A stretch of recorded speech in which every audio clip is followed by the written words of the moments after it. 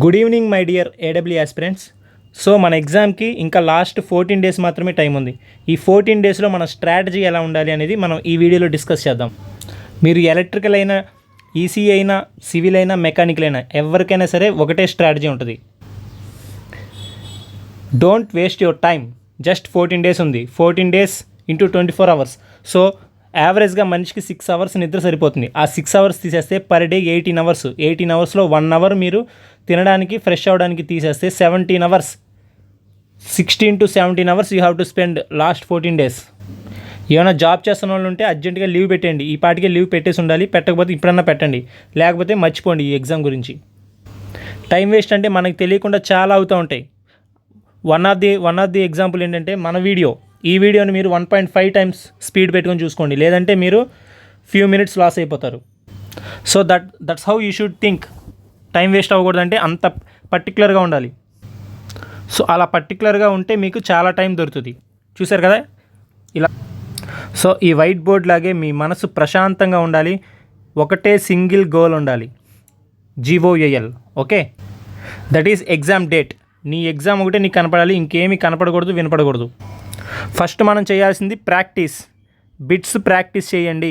Gate, IES first preference. IES bits practice చేయండి. Exam ఈజీగా ఉన్నా, టఫ్గా ఉన్నా కానీ IES బిట్స్ అయితే ఖచ్చితంగా కొన్ని వస్తాయి. ఓకే, నెక్స్ట్ ఎగ్జామ్ టఫ్గా ఉంటే కనుక గేట్ బిట్స్ వస్తాయి. సో టఫ్గా ఉంటే గేట్ బిట్స్ వస్తాయి, టఫ్గా లేకపోతే గేట్ బిట్స్ రాకపోవచ్చు. సో 2 మార్క్స్ చేయాలా వద్దా అని చాలామంది పదే అడుగుతున్నారు. It's up to you. Gate ప్యాటర్న్లో ఎగ్జామ్ ఉండి చాలా టఫ్గా వస్తే కనుక దెబ్బ అయిపోతారు, తర్వాత మీ ఇష్టం. ఒకవేళ అలా రాకుండా మోడరేట్గా ఉండి ఈజీగా ఉంటే కనుక గేట్ బిట్స్ రావు. గేట్ బిట్స్ చేసి టైం వేస్ట్ అయిపోయిందని నన్ను తిట్టుకోవద్దు. నెక్స్ట్ మీరు పర్ఫెక్ట్గా ఉన్న సబ్జెక్ట్ పక్కన పెడితే, ఫర్ ఎగ్జాంపుల్ మీరు ట్రాన్స్ఫార్మర్స్లో పర్ఫెక్ట్గా ఉన్నారు. సో పర్ఫెక్ట్గా ఉన్నప్పుడు ఏం, థియరీ నోట్స్ చదువుతారు, మీ స్మార్ట్ నోట్స్ చదువుతారు, తర్వాత బిట్స్ ప్రాక్టీస్ చేస్తారు. అయిపోయింది, నా సబ్జెక్ట్ అయిపోయింది అనుకుంటారు. Well and good. మీకు కనుక చాలా కాన్ఫిడెన్స్ ఉంటే ఆ సబ్జెక్ట్ మీద మళ్ళీ దాని జోలికి వెళ్ళాల్సిన అవసరం లేదు. ఓకే, నెక్స్ట్ మీరు యావరేజ్గా ఉన్న సబ్జెక్ట్స్ కానీ, టఫ్గా ఫీల్ అయిన సబ్జెక్ట్స్ కానీ మీరు థియరీ మీద ఎక్కువసేపు టైం స్పెండ్ చేయకుండా డైరెక్ట్గా బిట్స్కి వెళ్ళిపోండి. ఓకే, థియరీ ఏదో చదివామా, 1 టైం చూసామా అన్నట్టు ఉండాలి. తర్వాత మీకు అర్థమైనా అర్థం కాకపోయినా ఒకటే స్ట్రాటజీ. అర్థమైందా బిట్స్ చేయి, అర్థం కాలేదా బిట్స్ చేయి, అంతే. వెళ్ళు బిట్స్ చూడు, ఓపెన్ చేయి, ప్రాబ్లమ్ సాల్వ్ చేయడానికి ట్రై చేయి. వచ్చిందా, వెల్ అండ్ గుడ్. రాలేదా పేజ్ తిప్పు, ఆన్సర్ చూడు, సొల్యూషన్ చూడు. ఓహో ఇలాగా, ఎలా చేయాలా, ఓకే ఫైన్. నెక్స్ట్ క్వశ్చన్కి వెళ్ళు, నెక్స్ట్ క్వశ్చన్ కూడా ట్రై చేయి, ఆన్సర్ చేయడానికి ట్రై చేయి. రాలేదా సొల్యూషన్ చూడు, ఓహో ఇలాగా, వెల్ అండ్ గుడ్. అలాగా మీరు 50 క్వశ్చన్లు ఉంటే 50కి 50 క్వశ్చన్లు మీకు ఆన్సర్ రాకపోయినా you need not worry. Okay, solution చూడండి. ఆ సొల్యూషన్లో ఒక ఫార్ములానో ఏదో ఉంటుంది, అది ఒక పేపర్ మీద రాసుకోండి. అలా 50 క్వశ్చన్స్లో మీరు కనీసం 50లో 50 రాయరు. మీకు 50కి 50 ఆన్సర్ తెలియకపోయినా కానీ 50 నుంచి మీకు వచ్చే పాయింట్స్ 20 ఎన్నో వస్తాయి. ఎందుకంటే ఈ 20 పాయింట్సే 50 క్వశ్చన్స్లో రిపీట్ అవుతాయి. అందుకే బిట్స్ చేయండి అనేది చెప్పేది. అండ్ ఈ థియరీ చదివిన తర్వాత మీరు ఎలా అయితే డౌట్ఫుల్గా ఉన్నారో, ఆ 50 క్వశ్చన్స్ చేసిన తర్వాత మీ మైండ్ సెట్ మారిద్ది. 50 క్వశ్చన్స్ చేయకముందు మీ సబ్జెక్ట్ మీద మీకున్న ఒపీనియన్ 50 క్వశ్చన్స్ చేసిన తర్వాత ఒపీనియన్ మారిపోద్ది, ఈవెన్ దో మీకు ఆ సబ్జెక్ట్ మీద అవగాహన లేకపోయినా సరే. ఎందుకంటే బిట్స్ చేసి వాడు ఏమడుగుతున్నాడని నీకు తెలిసిపోద్ది. అందుకే చెప్తున్నా, మీరు ఎంత టఫ్గా ఫీల్ అయినా కానీ ఏ సబ్జెక్టు కూడా బ్లైండ్గా వదిలేయద్దు. ఇంకా వదిలేయాలి, నాకు టైం లేదు, నా వల్ల కావట్లేదు, ఏదో ఒక సబ్జెక్ట్ వదిలేయాల్సిందే అంటే మైక్రో ప్రాసెసర్, అది తప్పితే, ఇంకా కుదిరితే యూటిలైజేషన్, అవి తప్పితే ఇంకా ఏ సబ్జెక్టు కూడా వదలొద్దు. నా సజెషన్ అయితే అది. ఇంక్లూడింగ్ జనరల్ అవేర్నెస్ కూడా కంప్లీట్గా వదలొద్దు. At least last 6 months current affairs చూడండి. మొత్తం డీప్గా ఎవ్రీ మంత్ మీరు డీప్గా వెళ్తే మంత్లీ ఒక 100 పేజీ 150 పేజీలు ఉంటుంది. 6 months 6 into 150 900 1000 పేజీలు వస్తుంది మీ కరెంట్ అఫైర్స్. అంతా మీరు చదవాల్సిన అవసరం లేదు. ఏదో ఒక సోర్స్ తీసుకొని ఒక 100 క్వశ్చన్స్ అంతే చాలు, దాని నుంచే వస్తాయి. రాకపోతే ఫైన్, ఎలాగో నీ పక్కనోడికి కూడా జనరల్ అవేర్నెస్ రాదు, నీకు రాదు, అందులో నువ్వు లాస్ అయ్యేదేం లేదు. వీలైతే ఒక మార్కు స్కోర్ చేస్తావు ఎక్స్ట్రా, లేదంటే లేదు, ఇద్దరు సమానమే. ఎగ్జామ్ 95కే 97కే 93కే అనుకో, సారీ 97 మార్క్స్ 93కే అనుకో ఎగ్జామ్, అంతే. వాడికి 93కే, నీకు 93కే. సో ఏ సబ్జెక్టు కూడా వదలొద్దు. Including power electronics. నీకు టఫ్గా అనిపించినా సరే పవర్ ఎలక్ట్రానిక్స్ ఒకసారి ఒక రీడ్ ఇవ్వు ఫాస్ట్గా, ఒక హాఫ్ డేలో అయిపోవాలి. జస్ట్ అలా రీడ్ ఇచ్చి బిట్స్కి వెళ్ళిపో. బిట్స్ చేసిన తర్వాత నీ ఒపీనియన్ మారిద్ది. ఎందుకంటే రేపు ఎగ్జామ్లో పవర్ ఎలక్ట్రానిక్స్ నుంచి ఒక 6 క్వశ్చన్స్ వచ్చాయనుకుంటే నువ్వు గనక అంటే నీకు ఇంకొక టాపర్తో కంపేర్ చేసుకుంటే నీకు పవర్ ఎలక్ట్రానిక్స్ మీద సబ్జెక్ట్ లేదు, వాడంటే ఓన్గా చెప్పేయగలడు, ఇంకోటికి ఎక్స్ప్లెయిన్ చేయగలడు, నువ్వు అలా చెప్పలేవు ఎందుకంటే నీకు సబ్జెక్ట్ లేదు అనుకుందాం. బట్ స్టిల్ నువ్వు బిట్స్ చేస్తే 6 క్వశ్చన్స్ వస్తాయి, 6లో 3 క్వశ్చన్స్ నువ్వు చేసిన బిట్స్ నుంచి వస్తాయి. సో నువ్వు 3 మార్క్స్ గెయిన్ చేసావు 6కి. 0 కంప్లీట్గా వదిలేసావు అనుకో, ఆడు ఈజీ బిట్ ఇచ్చినా కానీ నువ్వు నాకు తెలియదు అనే భ్రమలో నువ్వు బయటకు వచ్చేస్తావు, 0 వస్తుంది. 0 కన్నా 3 ఈజ్ బెటర్ కదా. ఓకే. అండ్ ఇంకోటి, బిట్స్ ప్రాక్టీస్ చేయండి అని ఎందుకు చెప్తానంటే, కాంపిటేటివ్ ఎగ్జామ్లో నువ్వు ఒకటే గుర్తుపెట్టుకో, నువ్వు లాస్ అవుతున్నావు కాంపిటేటివ్ ఎగ్జామ్ అంటే ఒకటే రీజన్, టఫ్ క్వశ్చన్ నువ్వు చేయలేకపోయావు అని కాదు, ఈజీ క్వశ్చన్స్ నువ్వు చేయలేకపోయావు. ఓకే. ఈజీ క్వశ్చన్ ఎప్పుడైతే మిస్టేక్ చేస్తావో నీకు జాబ్ పోద్ది. బయటకు వచ్చిన తర్వాత నువ్వు ఫీల్ అవుతావు, అరే ఈజీ క్వశ్చన్, చాలా సింపుల్ క్వశ్చన్, నేను తప్పు చేశాను రా అని ఫీల్ అవుతావు చూసావా, అక్కడ నీకు జాబ్ పోయినట్టు. సో ఈజీ క్వశ్చన్ తప్పు చేస్తే ఖచ్చితంగా you will lose. Tough question తప్పు చేసావా ఏం ప్రాబ్లం లేదు, నీలాగా 100 మంది ఉన్నారు, 1000 మంది ఉంటారు టఫ్ క్వశ్చన్ తప్పు చేసేవాళ్ళు. చాలా తక్కువ మంది టఫ్ క్వశ్చన్ ఈజీగా రైట్ కొడతారు, వాళ్ళల్లో 50% ఫ్లూక్లో రైట్ అయ్యి ఉండొచ్చు. ఓకే. జెన్యున్గా ఆన్సర్ చేసేవాళ్ళు చాలా తక్కువ మంది ఉంటారు, నీకు వాళ్ళతో పోటీ లేదు, వాళ్ళ జాబ్ వాళ్ళకి ఉంది, నీ జాబ్ నీకు ఉంటుంది. ఓకే. సో లాస్ట్ మినిట్కి వచ్చేసామని చెప్పేసి ప్యానిక్ అవ్వద్దు.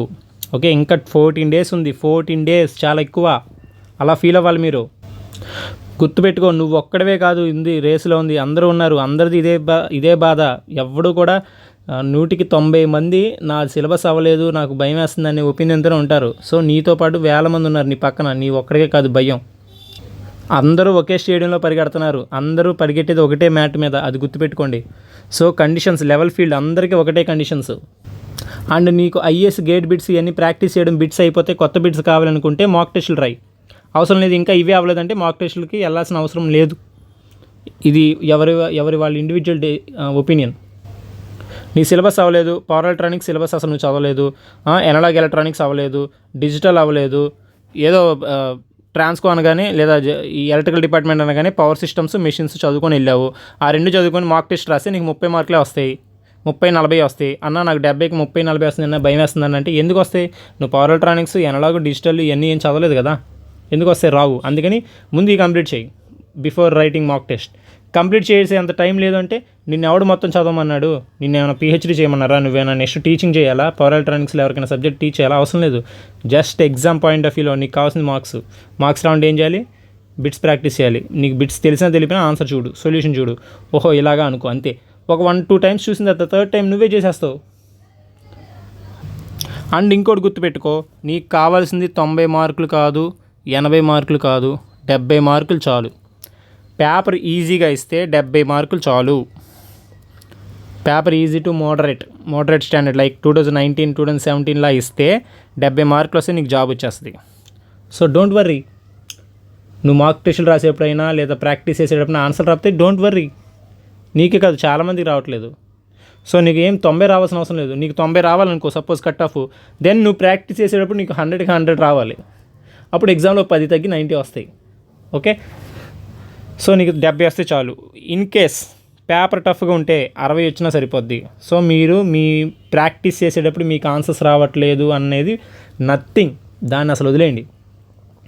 మాక్ టెస్టులు రాసేటప్పుడు మార్కులు రావట్లేదు, నథింగ్, పట్టించుకోకండి, సరదాగా రాశాను అంతే అనుకోండి. అండ్ తక్కువ పోస్టులు ఉన్నటువంటి ఈసీఈ కానీ సివిల్ కానీ మెకానికల్ వాళ్ళకి చెప్తున్నా, మీకు కాంపిటీషన్ చాలా తక్కువ ఉంది. ఎందుకంటే తక్కువ పోస్టులు అని కాదు, చాలామంది వెల్ ప్రిపేర్డ్గా లేరు. సో నువ్వేదైతే ప్రిపేర్ అవుతున్నావో నువ్వే ముందున్నావు రేసులో, అది గుర్తుపెట్టుకో. సో ఎలక్ట్రికల్ వాళ్ళందరూ ఎక్కువ మంది కాంపిటీషన్లో, ఎక్కువ మంది కోచింగ్ తీసుకొని ఎక్కువ మంది ప్రిపరేషన్లో ఉన్నారు, కానీ వాళ్ళకి ఎక్కువ పోస్టులు ఉన్నాయి కాబట్టి వాళ్ళకి తక్కువ మార్కులు వచ్చినా సరిపోద్ది, 70 వచ్చినా సరిపోద్ది. అలాగే మెకానికల్ సివిల్ వాళ్ళు తక్కువ పోస్టులు నేను బాధపడద్దు, ఎందుకంటే మీకు కాంపిటీషన్ కూడా తక్కువ ఉంది, ప్రిపరేషన్ స్టాండర్డ్ ఆఫ్ ప్రిపరేషన్ కూడా చాలా తక్కువ ఉంది, మంచి మెటీరియల్ అందుబాటులో లేదు చాలామందికి. సో మంచి కోచింగ్ ఇన్స్టిట్యూట్లు కూడా ఈ బ్రాంచెస్లో సరిగ్గా లేవు. సో మీకు మార్క్స్ తక్కువ వచ్చినా సరిపోద్ది, డోంట్ వర్రీ, డోంట్ ప్యానిక్. మీరు చేయాల్సింది ఏంటి? తక్కువ వచ్చినా సరిపోద్ది అని చెప్పేసి ఇప్పుడు రిలాక్స్ అవ్వడం కాదు. ఈ 14 డేస్ ఎంత కష్టపడితే ఆ తక్కువ అనుకునే మార్క్ ఏదైతే ఉందో అక్కడికి మీరు రీచ్ అవుతారు. ఓకే. సో పడుకోవద్దు గంటలు, జస్ట్ 6 అవర్స్ పడుకోండి. తినేది కూడా మీరు ఆ 1 అవర్ కూడా జస్ట్ తినడానికి, వాష్రూమ్కి వెళ్ళడానికి మాత్రమే స్పెండ్ చేయాలి.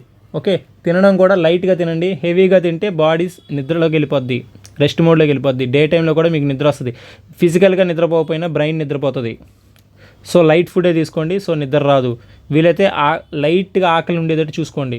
సో హంగ్రీనెస్ అనేది మీ చదువులోనూ ఉండాలి, మీ పొట్టకు కూడా ఉండాలి. అలానే పెద్ద పెద్ద ఉపవాసాలు కాదు, లైట్గా. కావాలంటే ఈ ఎగ్జామ్ అయ్యే వరకు నేను 2 పూటలే తింటానని మొక్కుకోండి. అది మీలో ఒక కసిని డెవలప్ చేస్తుంది. అప్పుడు ఫోకస్ పెరుగుతుంది, మీరు చదివేది మీకు గుర్తుంటుంది. So one update announcement, civil వాళ్ళకి స్మార్ట్ నోట్స్ రెడీ అయింది. కావాలంటే వాట్సాప్లో మీరు కాంటాక్ట్ అవ్వచ్చు. డీటెయిల్స్ వీడియో డిస్క్రిప్షన్లో ఉన్నాయి. సో అండ్ దెన్ ఇది 14 days స్ట్రాటజీ. ఓకేనా? I wish you all the very best. Thank you.